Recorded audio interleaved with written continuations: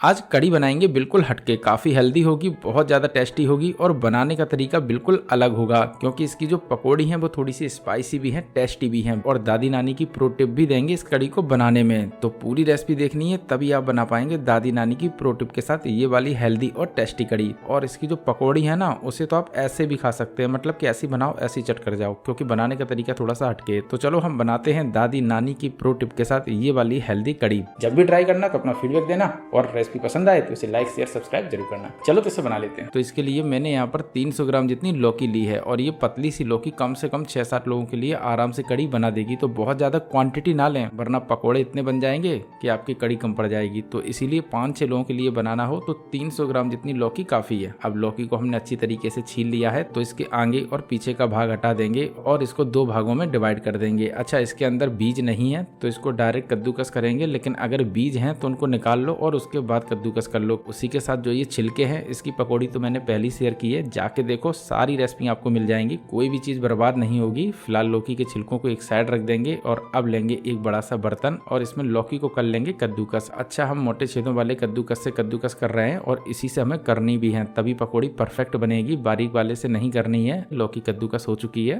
तो अब इसका जितना भी एक्स्ट्रा पानी है वो सारा का सारा निचोड़ के निकाल लेंगे, क्योंकि इसके बगैर भाई पकौड़ी नहीं बनेगी। तो ध्यान रखना है, पानी अच्छी तरीके से निकाल लेना है। तो इस तरीके से दबा दबा के निकाल लो, बहुत आसानी से निकल आता है और जितना ज्यादा पानी निकल आएगा उतनी ही टेस्टी पकौड़ी बनेगी। तो प्रो टिप है, ध्यान रखना। अब इसका हमने पानी निकाल लिया है तो इसको दूसरे बड़े बर्तन में निकाल लेंगे। अब हमने सारी की सारी लौकी इसके अंदर निकाल ली है तो अब लेंगे हरी मिर्च और इसको छोटा छोटा काट लेंगे इस तरीके से। तो जैसे भी आप चाहें वैसे हरी मिर्च डालो, चाहे तो इससे भी छोटा छोटा काट के डाल सकते हैं। फिलहाल हरी मिर्च हमने छोटी छोटी काट के डाल ली है। तो अब डालेंगे इसके अंदर प्याज, तो इसको भी हम छोटा छोटा काट के डालेंगे। आप चाहें तो लच्छेदार प्याज भी डाल सकते हो, लेकिन वो तेल बहुत ज्यादा पिएगा तो इसीलिए हमने छोटा छोटा काट के डाला है। अब इसके अंदर हम थोड़ी सी हींग डाल देंगे, इसी के साथ डालेंगे नमक। तो नमक की क्वांटिटी बहुत ज्यादा मत रखो। अब इसके अंदर थोड़ी सी लाल मिर्च पाउडर और थोड़ी सी हल्दी पाउडर भी डाल देते हैं। इसके टेस्ट को और बढ़ाने के लिए थोड़ा सा गरम मसाला भी डाल देते हैं। इसी के साथ अब डालेंगे बेसन। तो देखो बेसन की क्वांटिटी बहुत ज्यादा नहीं रखनी है। तो फिलहाल मैंने यहाँ पर 1.5 कप जितना बेसन लिया होगा। अब इन सभी को हम अच्छी तरीके से हाथों से मिला लेते हैं। ध्यान रखना है, पानी बिल्कुल भी नहीं ऐड करना है। अगर आप पानी ऐड कर देंगे तो बहुत जल्दी गीली हो जाएगी। तो बिना पानी डाले हुए इसको इस तरीके से मसल के मिला लेना है, मतलब कि अच्छी तरीके से गूंथ लेना है। अपने आप ही पकौड़ी के लिए बैटर बन के तैयार हो जाएगा, कुछ भी नहीं डालना है। अब इसको हमने अच्छी तरीके से मिला लिया है और ये देखो कितना पानी छोड़ दिया और ये बहुत ज्यादा गीली भी हो गई, लेकिन हमें इतनी ही गीली की पकौड़ी बनानी है। तो बस हमें इसी तरीके का बैटर रखना है। मैं दिखा देता हूँ, ये देखो बस इस तरीके का रखना है।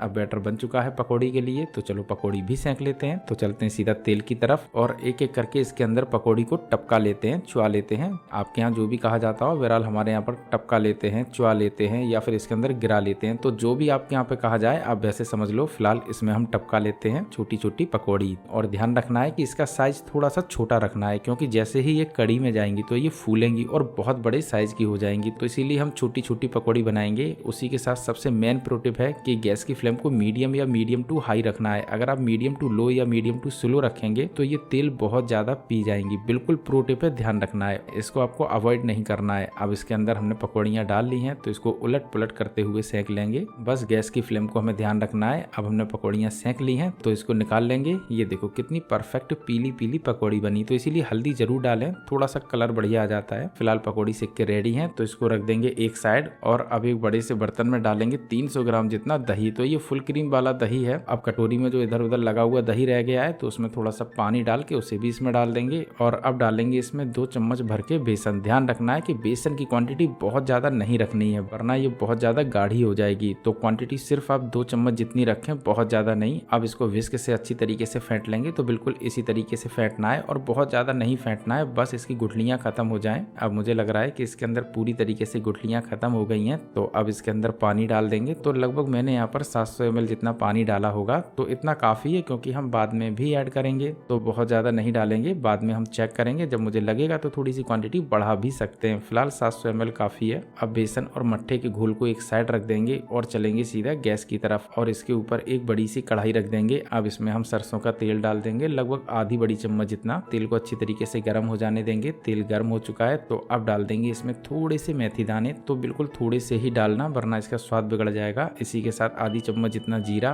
और इसी के साथ थोड़ी सी हींग। बहुत अच्छी खुशबू आती है, तो बढ़िया क्वालिटी की हींग हो, मजा आ जाएगा। अब इसमें हम थोड़ी सी हल्दी डाल देंगे, तो हल्दी इसके कलर को बढ़ाएगी, तो लगभग आधी चम्मच से थोड़ी सी कम रखेंगे। और जैसे ही इसके अंदर हल्दी को डालेंगे तुरंत पानी डाल देंगे, वरना जो हल्दी है ना वो जल जाएगी और फिर इसका स्वाद नहीं आएगा। तो बिल्कुल प्रो टिप है, ध्यान रखना है। और अब डालेंगे इसमें आधी चम्मच से कम लाल मिर्च पाउडर, इसी के साथ डालेंगे धनिया पाउडर। तो सेम क्वांटिटी रखेंगे, आधी आधी चम्मच जितनी। अब इनको थोड़ी देर भूनेंगे। हल्का सा भूनने के बाद तुरंत डाल देंगे इसमें मट्ठा यानी कि छाछ, बेसन घुला हुआ। और डालते समय ध्यान रखना है कि इसको लगातार चलाते रहना है। अगर आप नहीं चला पा रहे हैं तो किसी को बुला लो, कोई ना कोई तो होगा ही घर में, लेकिन चलाते रहना है वरना दही फट जाएगा। बिल्कुल प्रो टिप है, ध्यान रखना है। फिलहाल हम चेक भी कर लेते हैं कि गाढ़ी है या पतली है। मुझे तो थोड़ी सी लग रही है कि पकने के बाद गाढ़ी हो जाएगी, तो इसीलिए इसके अंदर थोड़ा सा पानी और डाल देते हैं। तो टोटल मैंने यहाँ पर 900 ml जितना पानी डाला होगा। अब इसको बिल्कुल हाई फ्लेम पर तब तक पकाएंगे जब तक कि इसके अंदर अच्छा सा उबाल नहीं आ जाता है। तो फिर आप हाई फ्लेम पर इसे पकाते रहो। और अभी तो मैंने नमक भी नहीं डाला, उसके लिए भी प्रो टिप है। तो फिलहाल हम उबाला जाने देते हैं। अब कढ़ी में उबाल आ चुका है बढ़िया तरीके से, तो अब डालेंगे इसके अंदर नमक। अच्छा, मैंने नमक बाद में क्यों डाला, देखो अगर हम पहले डाल देते तो छाछ और जो मट्ठा होता है ना वो फट सकता था।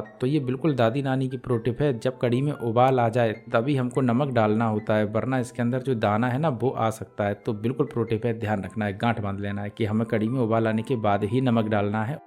इसमें हम डाल देंगे हरी मिर्च 20 से चिरी हुई, बहुत अच्छा टेस्ट आता है। तो लगभग 5 हरी मिर्च हैं, आप क्वांटिटी बड़ा घटा भी सकते हैं। फिलहाल इसको 15 मिनट के लिए ढक देते हैं मीडियम फ्लेम पर। लगभग 15 मिनट हो चुका है और कढ़ी देखो बढ़िया तरीके से बन चुकी है। तो अब क्या करना है, कुछ नहीं, अब डालने कुछ सीक्रेट मसाले, जिसमें की है कसूरी मेथी। और देखो इसके बगैर तो मजा नहीं आएगा, तो अवॉइड नहीं कर सकते, बहुत अच्छा टेस्ट आता है और खुशबू भी बहुत अच्छी आती है। इसी के साथ इसमें डाल देंगे पकौड़ी। और देखो पकौड़ी अभी हम छोटी छोटी डालेंगे, लेकिन 15 से 20 मिनट बाद खाएंगे ना तो ये पकौड़ी बहुत ज्यादा बड़ी बड़ी हो जाएंगी। तो इसीलिए मैंने कहा कि पकौड़ी छोटी छोटी डालो, बहुत अच्छा टेस्ट आता है। फिलहाल 1-2 बची हुई है, वो हम खा लेंगे। अब इस कढ़ी को सिर्फ 1 मिनट पकाएंगे और गैस की फ्लेम को कर देंगे बंद। 1 मिनट हो चुका है और कढ़ी भी बन चुकी है। तो अब इसको उठा के सीधा हम निकाल लेंगे दूसरे बड़ी से बर्तन में। तो निकाल लेते हैं सारी की सारी कढ़ी। और कढ़ी देखो कितनी परफेक्ट बनी है, ना तो बहुत ज्यादा गाढ़ी और ना ही बहुत ज्यादा पतली। फिलहाल इसमें हम थोड़ा सा तड़का लगाएंगे तो ये और भी ज्यादा गाढ़ी हो जाएगी। अभी आपको लगी रही होगी पतली, लेकिन जैसी ठंडी होगी बहुत ज्यादा गाढ़ी हो जाएगी। फिलहाल इसमें हम तड़का लगा लेते हैं बहुत प्यारा सा।